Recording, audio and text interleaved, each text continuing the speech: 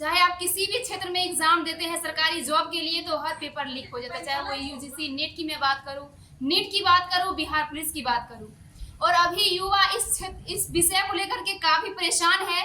लेकिन आज मैं इसी मुद्दे पे बात करने के लिए आई हूँ। आज हमारे साथ वो शख्स है जो इस विषय पे कुछ बताना पसंद करें, क्योंकि ये भी एक युवा है। सर, सबसे पहले आपका बहुत बहुत स्वागत है हमारे इस प्रोग्राम में। बहुत बहुत आभार आपका भी। और सर्वप्रथम मैं रश्मि जी आपको कहना चाहूँगा, आपने जिस प्रकार से मीडिया का छवि, बिहार का छवि लोगों के सामने प्रस्तुत किया है, निसंदेह तारीफ़ काबिल है। आपने बिहार का गौरव को दिखाया, आपने नालंदा को दिखाया, आपने कांवर झील को दिखाया। तो एक तरह से हमारे बिहार के बारे में लोग का जो मिथ्या था, वो दहशतगर्द या बेगूसराय के बारे में आप देख ले। छोटा सा लाखों दर्शक आपको देख रहे हैं, आपका एक छोटा सा परिचय हो जाए। मैं अभिलाष मिश्रा एक शिक्षक हूँ और पेशे से शिक्षक हूँ। निसंदेह आजीवन शिक्षक रहूँगा। शिक्षण मेरा रोजगार नहीं है, शिक्षण मेरा दर्शन है। मैंने शिक्षा का दर्शन किया और मेरा आजीवन प्रयास रहेगा कि मैं हर समय बच्चे के बीच शिक्षा का अलग को जगाने का प्रयास करूँगा। और शिक्षा का आयाम, चाहे आप साहित्य को जोड़ ले, क्रीड़ा को छोड़ देख ले, ये सारा विषय वस्तु शिक्षक का आयाम है। मैं एक शिक्षक होने के पश्चात क्रीड़ा के क्षेत्र में भी अपना समय देता हूँ, साहित्य के क्षेत्र में भी अपना समय देता हूँ। ये भी जाते हैं। अभी के युवा है सरकारी नौकरी की तलाश करते हैं और उन्हें एक जॉब अगर हो जाता है तो वो निसंदेह बैठ जाते हैं, क्योंकि वो कहते हैं कि हमारे लिए तो हमारे पेट भर ही जाते हैं, तो अब क्या मेहनत करें। लेकिन अभी भी आपका लगातार प्रयास जारी है, इसके पीछे का क्या कारण है, आप क्या करना चाहते हैं? देखिए, जब तक एक शिक्षक अध्ययनरत रहेगा, जब तक वो शिक्षक किताब से जुड़ा रहेगा, तभी वो गुणवत्तापूर्ण शिक्षा को लेके आगे चल सकता है। हमारा जॉब होने के पश्चात, हमारा शिक्षक बनने के पश्चात हम ये सोच कर बैठ जाए कि अब हम आगे प्रयास नहीं करेंगे तो हम कहीं ना कहीं गुणवत्तापूर्ण शिक्षा को लेकर आगे नहीं बढ़ सकते। हमें गुणवत्तापूर्ण शिक्षा बढ़ाने के लिए हर दिन प्रयासरत होना पड़ेगा और जितना संघर्षशील शिक्षक होगा उतना ही बच्चे में शिक्षा का बिल्कुल बिल्कुल। जैसे आप यूजीसी नेट का भी मैं बात करूं, क्या कहना है इस मुद्दे पे, क्योंकि हमारे जो अभी के युवा है, स्टूडेंट है, काफी ज्यादा परेशान है, डिप्रेशन में चले गए हैं। लेकिन नेट का मैं स्वयं भुगत हो भी रहा हूँ। मेरा भी एग्जाम होने के पश्चात कैंसिल हुआ है। और निसंदेह आप नेट का बात कर रहे हैं, नीट का बात कर लीजिए, और यूपी में पिछले 3 एग्जाम के बारे में आपने देखा कि कैंसिल हो गया। इधर हाल ही बीपीएससी 3 का एग्जाम कैंसिल हो गया। तो कहीं ना कहीं युवा एक दृढ़ संकल्प के साथ सालों भर तपस्या करते हैं, किताबों से जुड़े रहते हैं। ये हमारा पुस्तकालय है, पुस्तकालय में दिन रात, आप कभी आइए यहाँ पे 24 आवर में 12 घंटा आपको युवा दिखेंगे। और वो सब कुछ पूरे परिवार को छोड़कर, सगे संबंधी को छोड़कर, गांव समाज को भूलकर एक प्रयास, एक तपस्या के साथ संकल्प होकर जब आगे बढ़ते हैं और किसी कारण बस किसी 1-2-5% लोगों के गलती के कारण जब पेपर लीक हो जाता है तो वो अंतर आत्मा से टूट जाते हैं और कहीं ना कहीं वो सुसाइड करने पर विवश हो जाते हैं। मैं चाहूँगा, अभी उत्तर प्रदेश में लोग कह रहा था कि ये हो गया वो हो गया, सरकार को वहाँ पे खराब स्थिति होने का कारण, वहाँ बहुमत नहीं होने का सबसे बड़ा कारण था पेपर लीक का मुद्दा। जब भी युवा अगर आपके खिलाफ शस्त्र उठा लेंगे, चाहे वो शब्द का हो, प्रतिज्ञा कर लेंगे, तो ऐसे सरकार के खिलाफ वो खड़े हो जाएंगे। सरकार को चाहिए कि पेपर लीक कराने वाले एजेंसियों के खिलाफ एक कड़ी कार्रवाई करे, जिससे आने वाले एग्जाम में इस प्रकार का आपको सूचना ना मिले कि कहीं ना कहीं पेपर लीक हो गया। तो इसके खिलाफ एक ठोस कानून की आवश्यकता है, नहीं तो युवा लगातार असफल होंगे। अब एज तो भी जा रहा है, आप लगातार पढ़ नहीं सकते। आप 6 महीना पढ़े, एग्जाम देने के बाद आप फ्री हो जाता है कि मैंने पढ़ लिया, फिर और जब बैक हो जाता है, जब लिंक टूट जाता है, फिर से उस पे जाना, उस ट्रैक पे जाना, उस पे जाना बहुत मुश्किल का काम है। मैं एक विद्यार्थी रह चुका हूँ और मैं इस बात को भली भांति समझता हूँ। जी बिल्कुल, जैसे कि आप लोगों को पता है यूजीसी नीट और बिहार पुलिस की मैं बात करूं, बिहार पुलिस का भी जो देख रहे थे आप लोग एग्जाम होने वाली थी लेकिन कैंसिल हो गई। यूजीसी नीट का 2 बार एग्जाम हुआ, रिजल्ट भी आ गई, लेकिन उसके बावजूद वहां पे आप लोग देख रहे होंगे जो पता चला, जो पेपर लीक हो गया। नीट का एग्जाम हुआ, उसमें भी आप लोग देखेंगे जो पेपर लीक हो गया। ये क्या चल रहा है, हमारी गवर्नमेंट क्या देख नहीं रही है? सुन नहीं रही है कि हमारे युवा किस तरीके से सुसाइड कर रहे हैं, डिप्रेशन में जा रहे हैं? क्या उनका जिंदगी नहीं है? अगर वो इतना मेहनत करके, इतना खून पसीने एक करके रात भर पढ़ाई करते हैं, अपने फैमिली वालों को छोड़ देते हैं और अपने करियर को लेकर के बहुत ही चिंतित रहते हैं कि अगर आज हम मेहनत करेंगे तो इसका फल हमें कल जरूर मिलेगा, लेकिन ये सारी उम्मीदें उनका टूट जाता है। उसके बावजूद वहाँ पे आप लोग देख रहे होंगे जो पता चला, जो पेपर लीक हो गया, नीट का एग्जाम हुआ, उसमें भी आप लोग देखिए जो पेपर लीक हो गया। ये क्या चल रहा है? हमारी गवर्नमेंट क्या देख नहीं रही है? अगर वो इतना मेहनत करके, इतना खून पसीने एक करके रात भर पढ़ाई करते हैं, अपने फैमिली वालों को छोड़ देते हैं और अपने करियर को लेकर के बहुत ही चिंतित रहते हैं कि अगर आज हम मेहनत करेंगे तो इसका फल हमें कल जरूर मिलेगा, लेकिन ये सारी उम्मीदें उनका टूट जाता है और उसके बाद वो कहीं न कहीं आकर के सुसाइड करने पे मजबूर हो जाते हैं। ये भी सर एक एज ए स्टूडेंट रह चुके हैं और इसका भुक्तभोगी भी रह चुके हैं। उन्हें ये देखा जाता है कि वो बहुत ही मजबूर हो जाते हैं, जिस कारण कि वो पढ़ाई लिखाई छोड़ करके दिल्ली, मुंबई, हैदराबाद, जहाँ भी उन्हें जॉब की मिलता है वहाँ चले जाते हैं अपना पेट पालने के लिए। क्या आप लोग भी इससे परेशान हैं? तो जरूर बताइएगा। सर क्या कहना चाहेंगे? अभी तो जो युवा है वो इस तरीके से कदम उठाते हैं, दिल्ली, मुंबई, पंजाब जाने के लिए मजबूर हो जाते हैं, तो उनके लिए आपका क्या कहना रहेगा? देखिए, युवा दो कारण से हमारा जो शिक्षा पद्धति है वो कहीं ना कहीं दयनीय स्थिति में है। वर्तमान में बिहार सरकार सक्रिय रूप से कार्य कर रही है, लेकिन आप तुरंत अति शीघ्र उसमें सुधार नहीं कर सकते। हमें इस सुधार को करने के लिए कम से कम 2 वर्ष 3 वर्ष का समय चाहिए। आप अगर चाहेंगे कि 2 महीना में सुधार हो जाए तो निसंदेह गलत होगा, क्योंकि उसके लिए समय चाहिए। जब हमारा जिस प्रकार से एग्जाम है, जिस प्रकार से पाठ्यक्रम है, मैं विद्यालय के पाठ्यक्रम पे पढ़ाई करता हूँ। अभी बिहार बोर्ड का जो सिलेबस है, आप देखिए कि सिलेबस क्या है, कुछ भी सिलेबस नहीं है। 100 क्वेश्चन है और आपको 50 करना है, 200 क्वेश्चन है आपको 100 करना है, और इस तरह के सिलेबस और क्वेश्चन का भी लेवल बिल्कुल जीरो है। तो इस तरह के पाठ्यक्रम के साथ अगर बच्चे पास करेंगे और आगे बढ़ेंगे तो फिर वो बच्चे हमको अच्छे एग्जाम में, कॉम्पिटिटिव एग्जाम में रिजल्ट नहीं देंगे। दूसरा मुख्य कारण आपने उस पर चर्चा नहीं किया।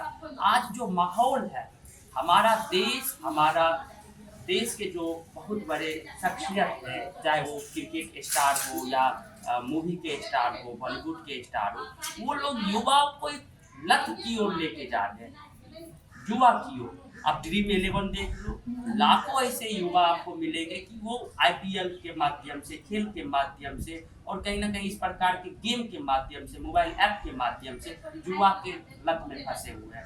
एक सबसे बोले तो सोशल मीडिया आप ले सकते हैं, बिल्कुल। तो ये युवा के कारण हमारा जो युवा है वो बर्बाद हो रहा है। दूसरा, वो सही प्रकार से शिक्षा अर्जित नहीं कर रहा है, जिसके कारण वो रोजगार नहीं ले पा रहा। अगर कोई भी युवा, सरकारी नौकरी की जो संख्या है बिल्कुल नगण्य है, 5%, 10% होगा, 2 से 4% होगा, जैसा सुन लेगा। लेकिन अगर सही शिक्षा व्यवस्था होगी, अगर सही पढ़ाई होगी, तो इतने सारे आपको रोजगार के अवसर, ये बिहार में देख लीजिए, बेगूसराय में देख लीजिए, फर्टिलाइजर है, आपका पेप्सी प्लांट है। अब यहाँ पे फर्टिलाइजर पेप्सी प्लांट तो है, लेकिन यहाँ के युवाओं को रोजगार नहीं मिलती है। क्यों? क्योंकि उनको ज्यादा काबिलियत वाले लड़के बाहर से आ जाते हैं, और यहाँ पे जो कंपटीटर होता है, क्योंकि हमारा शिक्षा पद्धति खराब है, हमने सही पढ़ाई नहीं किया।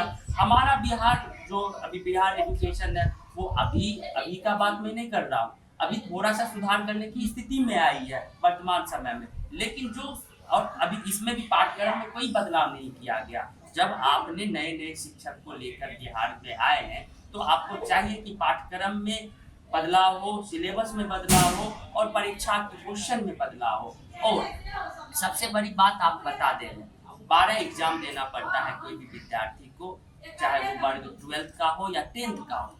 12 एग्जाम है, और आप एग्जाम, मानसिक एग्जाम की बात कर रहा हूँ मैं, बोर्ड एग्जाम की बात कर रहा हूँ। जो 11th का बोर्ड एग्जाम होता है, छमाही एग्जाम होता है, मासिक एग्जाम तो पर मंथ होता है। आप एग्जाम से एक दिन पहले यूट्यूब पे सर्च करो, आपको क्वेश्चन पेपर मिल जाएगा। इस स्थिति से बच्चे, आप उस यूट्यूबर को पकड़िए जो क्वेश्चन पहले लीक कर देते हैं, को लेकर ये काफी सारे आपस में बातचीत करते हैं। देखिए, बिहार का शिक्षा स्थिति दयनीय चल नहीं रही है, दयनीय स्थिति से उत्कृष्ट स्थिति में चलने के प्रयास लगातार आपने पाठक को देखा होगा, इसलिए साहब जो शिक्षा विभाग के थे उन्होंने अच्छा काम किया। वर्तमान समय में आपने देखा बहुत सारे 2-3 लाख वैकेंसी आई बीपीएससी शिक्षक बहाल, और आने वाले समय में टीआरई 3 की भी घोषणा हो चुकी है, उसका भी एग्जाम होगा, फिर टीआरई 4 का भी एग्जाम होगा। तो शिक्षा विभाग निरंतर एक प्रयास में है, वो अच्छा शिक्षा व्यवस्था बनाए रखेगा। लेकिन कहीं ना कहीं हमें दुख इस बात का होता है कि जो शिक्षक पहले से कार्यरत थे, अभी 4 लाख 3 लाख शिक्षक की बहाली हुई है, 1-2 लाख और होनी है। आप थोड़ा इस प्रश्न को गंभीरता से लीजिएगा।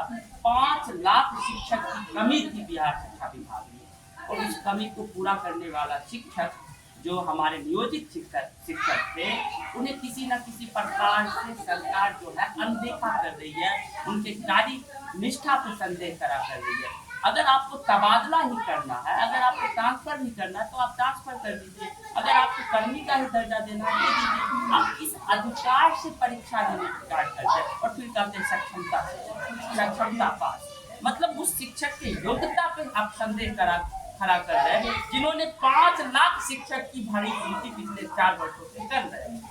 आप बताइए, 5 लाख शिक्षक नहीं था तब जाके बहाली हुई, और वही शिक्षक 1 to 5 वाले शिक्षक है साहब, और 1 to 5 वाले शिक्षक 11-12 का क्लास ले रहे हैं। हमने कई ऐसे नियोजित शिक्षक को देखा, शिक्षक की संख्या तो बिल्कुल नगण्य थी, जो गोल्ड मेडलिस्ट, राष्ट्रपति के द्वारा गोल्ड मेडलिस्ट है, और वो 9th-10th के शिक्षक है, वो विद्यालय में इसलिए कार्य करना पसंद कर रहे हैं क्योंकि उसकी माँ भी उसी विद्यालय में हेडमास्टर है। वो उसके समाज से जुड़ा हुआ, लगाव से जुड़ा हुआ है। ब्लॉक का जॉब छोड़ के, जहाँ पैसा का आंधी है ब्लॉक में, और उस जॉब को छोड़कर बिहार शिक्षा विभाग में काम कर रहे हैं पिछले 10 वर्षों से।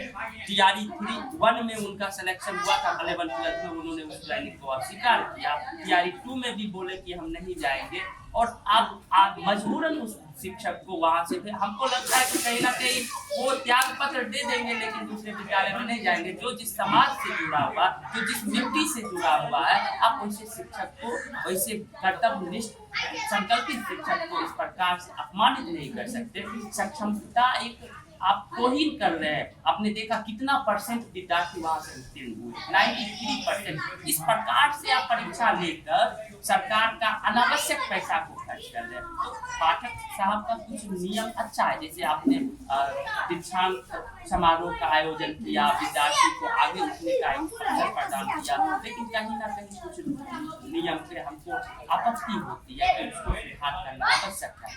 अच्छा, मैं बिहार की तो बात कर रही थी, लेकिन आप कुछ अभी का जो दौर चल रहा है, कहीं न कहीं स्वच्छता को लेकर के मैं बात करना चाहूंगी, आपके खास करके बेगूसराय को लेकर के। क्या लगता है कि बेगूसराय स्वच्छ और ये सही है, या फिर क्या लगता है आपको प्रदूषित हो रही है काफी ज्यादा? देखिए, प्रदूषण से हम तभी जीत सकते हैं जब हर जन को अपने अंदर इसके बारे में सोचना शुरू कर देगा। हम प्रदूषण से तभी लड़ सकते हैं जब जन जन में जागरूकता हो जाए। हमने पिछले 10 दिन पहले यहाँ पे कुछ वृक्षारोपण किया, इधर पीछे तरफ भी, और आज कल संडे है, कल हमारा लोहिया नगर में माता कौशल्या फाउंडेशन में वृक्षारोपण का कार्यक्रम है। लेकिन ऐसे लोग, कितने लोग सोचते हैं पेड़ के बारे में? अभी हमें आपको वर्तमान स्थिति बता रहा हूँ, पूरे भारतवर्ष की 75 अरब पेड़ों की आवश्यकता है, और ये 75 अरब केवल उसके लिए है कि हम 2 साल पहले की स्थिति में आ जाए। हम बेहतर स्थिति में नहीं बोल रहे, 2 साल पहले की स्थिति में आने के लिए 75 अरब पेड़ की आवश्यकता। आप सोचिए, हम उस देश में रहते हैं जहाँ हर एक वृक्ष को देवतुल्य और हर नदी को माता माना जाता है। अभी फर्टिलाइजर का निर्माण है, पेप्सी प्लांट है, रिफाइनरी है, और वहाँ पे बार बार हम लोग नोटिस देते हैं, बार बार हमारी लड़ाई रिफाइनरी से चलती है। देवना में हजारों फैक्ट्रियाँ हैं, कम से कम देवना की बात कर रहा हूँ, बार बार उसको बोला जाता है, लेकिन वो संज्ञान में नहीं लेते हैं। एक समय आएगा जब सेल्सियस तापमान चढ़कर 60 हो जाएगा, ताबा बन जाएगा पूरा पृथ्वी, तब लोगों को आभास होगा। जब जिस प्रकार से अभी हम लोग पानी खरीद के पीते हैं, वो पूरा गंगा को नाला बना दिया है। ये रिफाइनरी का कचरा और टैक्सी प्लांट का कचरा, फर्टिलाइजर का कचरा, प्लास्टिक फैक्ट्री का कचरा, अब क्या करेंगे? इसके लिए हमें स्वयं आगे बढ़ना होगा, पेड़ को लगाना होगा, नदी के बारे में, जल के बारे में सोचना होगा, जल का संरक्षण करना होगा, मृदा संरक्षण के बारे में सोचना होगा। तो प्रदूषण से हम तभी जीत सकते हैं जब हर जन के अंदर जागरूकता हो। अन्यथा हमको माइक पे आके बोलने से, 10 लोग को बोलने से कुछ भी नहीं होगा, चीखने से, चिल्लाने से कुछ नहीं होगा। अभी आप देखिए ना, एक मामूली सा इंसान को आवश्यकता होगी कहीं जाने का तो 4 व्हीलर में बैठ के जाएगा। अरे मूर्ख, 1 मिनट में वो 4 व्हीलर उतना धुआं छोड़ता है जितना 72 व्यक्ति सांस लेता है। आपको जन कल्याण के विषय में सोचना होगा, आपको लोगों के बारे में सोचना होगा, आपको समाज के प्रति समर्पित होना पड़ेगा, तब जाके आप प्रदूषण से लड़ सकते हैं। तब जाके प्रदूषण सबसे बड़ा शत्रु है पूरे देश में। आप युद्ध की बात करते हैं, यूक्रेन और रूस का युद्ध से ज्यादा हार्मफुल अभी हर प्रत्येक 10 घर में एक बच्चा, एक आदमी आपको कैंसर पीड़ित मिलेगा।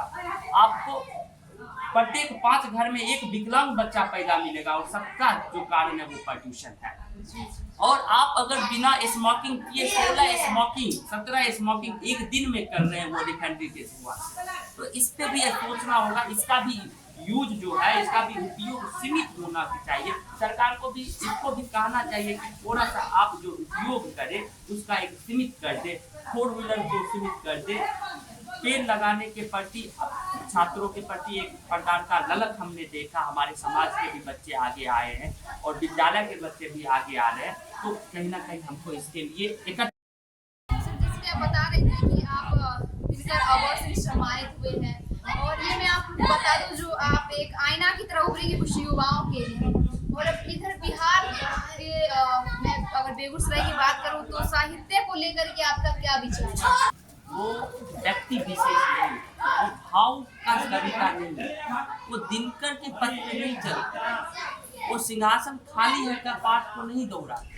बेगूसराय का प्रत्येक साहित्य संगठन, चाहे कोई भी हो, चाहे राष्ट्रीय कवि संगम हो, नवसृजना हो, जलेश हो, परलेश हो, हम सारे संगठन में मैंने सभी के मंच पे कविता पढ़ा।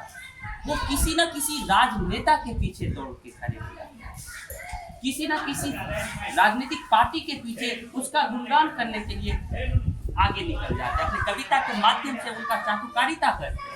अगर हमारे अंदर इस प्रकार का चाटुकारिता भरा रहेगा तो हम बेगूसराय में दिनकर पैदा नहीं कर सकते। अगर आपको दिनकर पैदा करना है तो आप निस्वार्थ भाव से कविता का सृजन करें और अपने आप को आगे बढ़ाएं। बेगूसराय की गरिमा है, दिनकर गौरव है। जिस प्रकार से भोला बाबू हमारे इस भूमि के कर्म पूजक थे, इस भूमि के पूजक थे, जिस प्रकार डॉक्टर श्री कृष्ण सिंह ने इस भूमि के लिए आहुति दे दी, अपने आप को कुर्बान कर दिया, जिस प्रकार से दिनकर नगरी से हम लोग जाने जाते हैं, आज कहीं ना कहीं बेगूसराय की साहित्यिक स्थिति दयनीय है, क्योंकि हम लोग किसी पार्टी के पीछे दौड़ते हैं, हम लोग किसी विचारधारा के पीछे दौड़ते हैं, स्वतः भाव से कविता का सृजन नहीं करते। हम देखते हैं सत्ता में बीजेपी है तो बीजेपी का गुणगान करते हैं, हम देखते हैं कांग्रेस अब सत्ता में आने वाली है तो कांग्रेस का गुणगान करते हैं। आज से 10 साल 15 साल पहले 20 साल पहले जब कांग्रेस का सरकार था तो हमारे कवि कांग्रेस के बारे में कविता पढ़े, ऐसे ऐसे कवि बेगूसराय में मौजूद।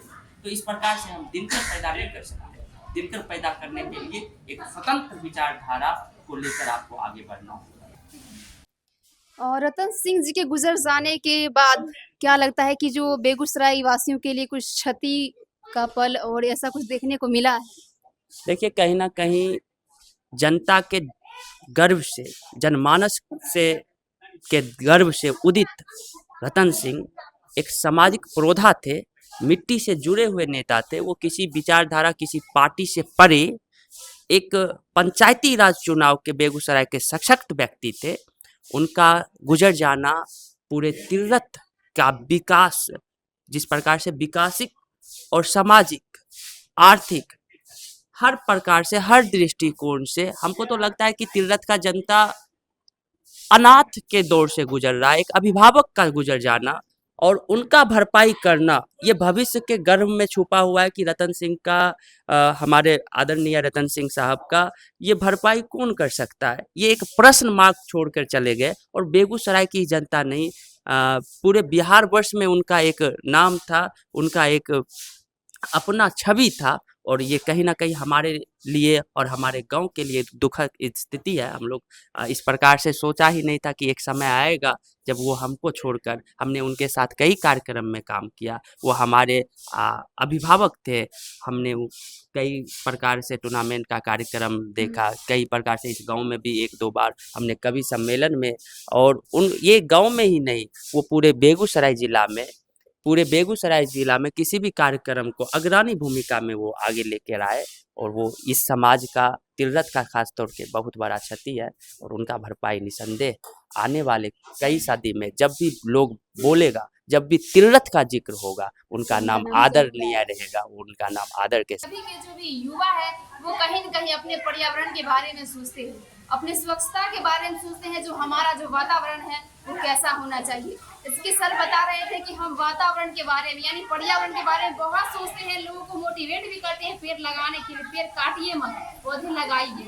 और कहीं न कहीं आप लोग देख रहे हैं कभी ऐसा युवा उतना है नहीं, लेकिन फिर भी कुछ युवा ऐसे हैं जो इनको देख करके कुछ मोटिवेट होंगे, तो ये बहुत ही अच्छी बात है। बाकी ये वीडियो आप लोगों को कैसा लगा कमेंट बॉक्स में जरूर बताइएगा, और साथ ही हमारे फेसबुक पेज रिम्बी टीवी को फॉलो, लाइक एंड कमेंट जरूर कीजिएगा। जय हिंद, जय भारत।